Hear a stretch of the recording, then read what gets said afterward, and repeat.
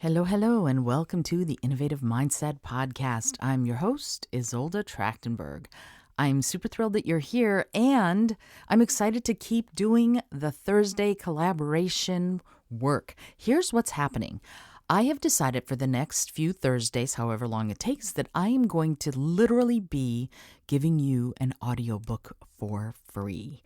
The audiobook of my book, Speak from Within, Engage, Inspire, and Motivate Any Audience, is yours for the taking if you come back every Thursday and you listen from the beginning. Last 2 weeks ago was the beginning, now that I think about it. And you can listen to the entire book and go through the exercises and do whatever you need to do. And I'm going to put the link to the book so that you can do the auxiliary exercises with it in the show notes. This episode is brought to you by Brain FM. I use the app every day to recharge, to be productive, to meditate, to get to sleep, to do my deep creative work, to do numbers work, whatever it is I need to do. I'm constantly listening to various pieces of music in Brain FM because it's neuroscience and music and I love it. So it's amazing how much it helps do that work in a way that feels good and positive and incredibly effective. So if you want to try it, you can go to brain.fm/innovative mindset and you can get 20% off. Shh, don't tell anyone. No, actually, I'm kidding. Tell everybody that you can get 20% off the app if you decide to try it. And that's my little gift from me to you.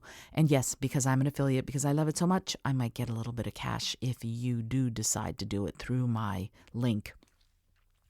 I love Brain FM, so I'm happy to talk about it ad infinitum, but I want to go ahead and get to Speak from Within. So I stopped last week in the middle of chapter 2 because, my goodness, I didn't realize quite how long chapter 2 was. And now I'm going to give you the very last sentence before I stopped last week, so you'll hear it again if you just finished listening to the first part of chapter 2. And then I'll get right into the next part of chapter 2. So here we go. That moment freed me, and I believe you can free yourself too. But what if you're not ready for a big psychological breakthrough right now? That's perfectly fine. Let's explore some practical tools you can use if you know you have to speak in front of people and you're just terrified. Bearing in mind that some of us have social anxiety that debilitates us to the point where we need medication or counseling, so if that's something you have a deep issue with, I encourage you to take care of yourself in the manner that works best for you. In my mind, that fear, that abject terror comes upon us because of one of two things. Either we feel like we're going to totally screw it up and look like complete idiots, or we feel judged before we even go out there to speak. Regardless, it is a fear response, and the best way to deal with those responses, I think, is to name them. You could name your fear response something like Murgatroyd or Aloysius or Gertrude, but do name it. Become friends with it. Go have a beer with it. Okay, I don't mean to go actually have a beer, but you might want to sit down and ask yourself some questions. Or rather, ask Aloysius or Murgatroyd or Gertrude some questions. Where have they come from? What is the worst that they think could happen? And really listen to yourself for the answer, because that call is coming from inside the house. If you ask, you'll find the reason why you're so terrified. And once you find it, you can deal with it. Mission. Ask your fear some questions. Take a piece of paper. At the top half, draw your fear. Draw Murgatroyd or Aloysius or Gertrude or whichever name you chose. Is it in human form? Is it an amorphous, inky blob? What does it look like? Flesh it out and conceptualize it. That'll enable you to get a handle on it.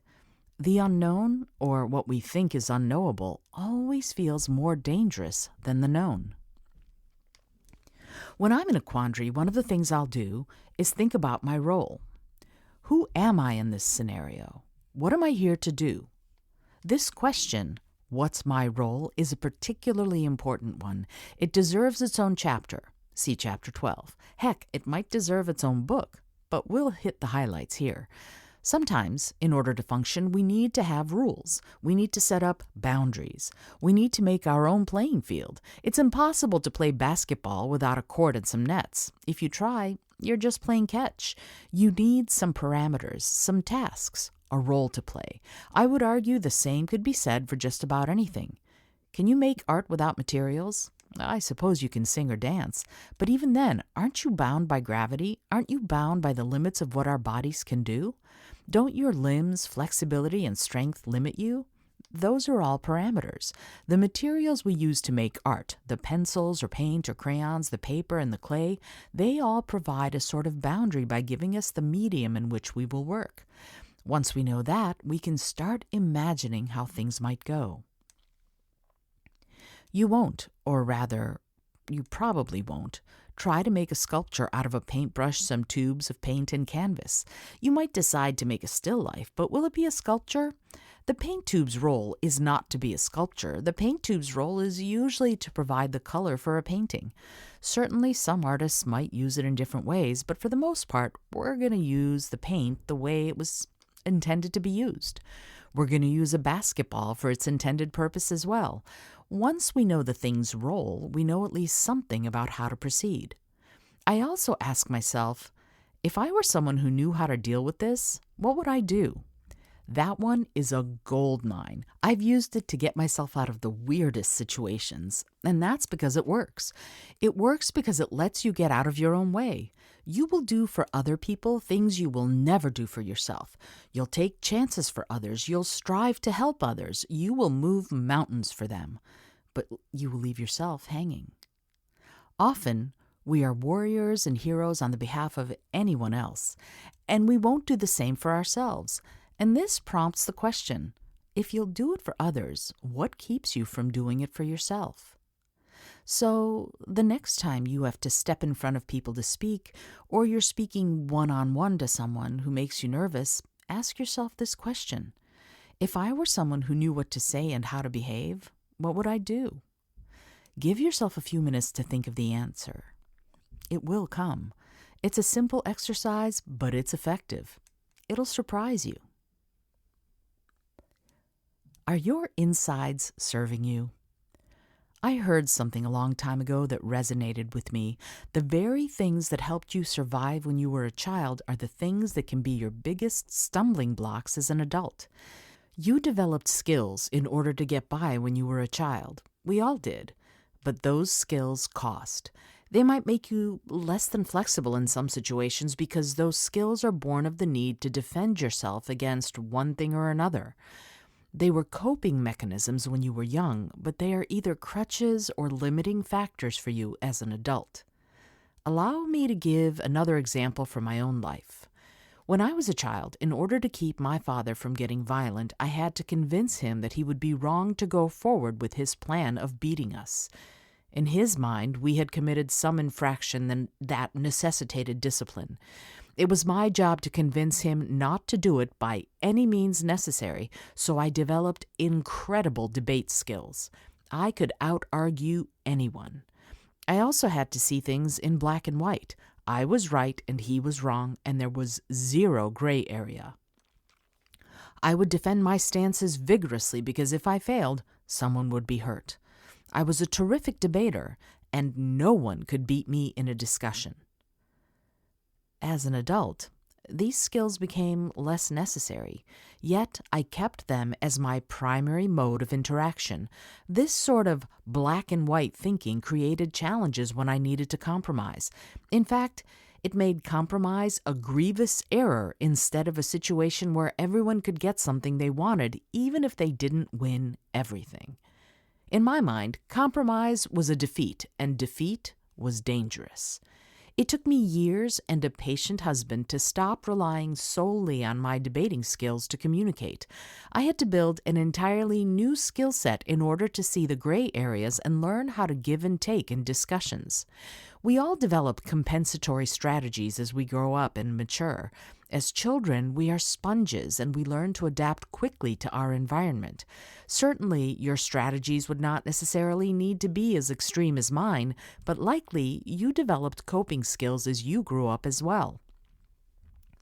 Another example might be the class clown.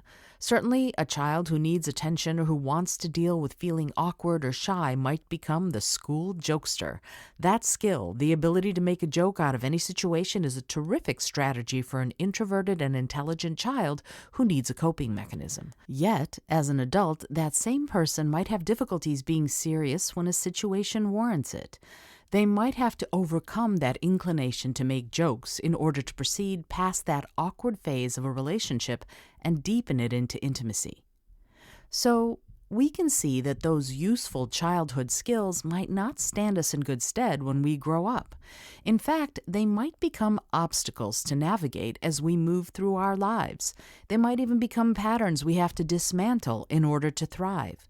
Take a moment and think of something that you used to do when you were a child and you faced fear or difficulties. Did you compensate? If so, what did you do? Do you still do it today? And do you ever hear from anyone that trait or habit makes it harder to interact with you? Those skills and strategies were crucial when you needed them, but they may no longer serve you, and you will have to let them go. Think of these skills as the stiff muscles around an injury. Think of the way the muscles and tendons around a sprain often hurt worse than the sprain itself. The body sends immobilizing fluids and material to the location of an injury because keeping it still will help it heal. After a while, it heals, but the stiffness persists, and then you have to do the physical therapy to release all of that protective tissue. It had its purpose, but to regain mobility and to thrive again, you have to let it go, and you have to make it dissolve. The same holds true with storytelling and communication. An opportunity to share. What if we were to look at public speaking as an opportunity to connect? What if we transform this interaction, because that is what it is, into an opportunity to share information that our audience wants and needs to have? What if our offering will give them wondrous new information, data, or entertainment that they desire and deserve? That's possible. And how would we know they want it? Because we can listen to them before we speak and get that information directly from them. When we speak to other people, we are sharing, but we must also aim to connect. That is the end goal. Connection. Even if we're nervous, we can evolve to a place where we replace the nervousness with confidence and caring. First, though, we have to check in with ourselves. We must consciously connect to our inner selves and address any fear or anxiety we have about communicating. Here are some ideas on how to check in. I'm going to ask you to do some positive self-talk before you say anything to anyone else. Whether you're at home, work, or out and about, head over to the nearest bathroom or place where you can be alone. Take a moment and breathe. Breathe in and out 3 times, and then talk to yourself. I realize you'll feel silly, and if you giggle, so much the better. Try to go for it in the spirit of fun and say this or something like it. Self, I want to talk with you.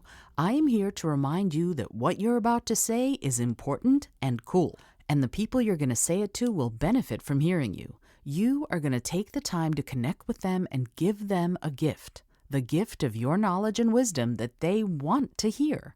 You will truly communicate, and that is a generous and terrific thing to do. Okay, that might be a little long and hard to remember. So how about instead you say to yourself, Self, remember, you will connect, communicate, and share, and they're gonna love it. Say it to yourself. Try it. Come on. What do you have to lose besides your nervousness? And what you'll gain is a surefire technique that'll improve your ability to stand up in front of an audience with confidence and joy. Here's the thing. You won't merely improve your public speaking, because this same technique applies to any connection, communication, or conversation. In fact, try it before your next one-on-one conversation. Take a second and connect with the other person. Listen to them. Note their speech and body language. Are they relaxed and chill or frantic and anxious? Are they happy, sad, contented, rushed? See if you can glean that information before you say a word. If you're having trouble with that, it's okay. I detail more about how to observe the people you're connecting with later in the book. In the meantime, try your best to connect and communicate. You might think you're headed for failure before you even start, but nothing could be further from the truth. You will not fail. Instead, you will blow their minds. This brings us to the end of Chapter 2 in Speak From Within, Engage, Inspire, and Motivate Any Audience. I hope that you're enjoying this unusual way of listening to an audiobook. I decided to create it this way because, frankly, I wasn't going to do it any other way, and this gives me a chance to get the audiobook out to you if audiobooks are the best way for you to read. Alrighty, let's come back next week for Chapter 3, and that one's called Does Anybody Hear Me? I hope that you are enjoying the book and the show. And if you're liking it, do me a favor, leave a review on Apple Podcasts or wherever you listen, or contact me and let me know what you're thinking. Until next time, this is Isolde Trachtenberg reminding you to dream big and dare all.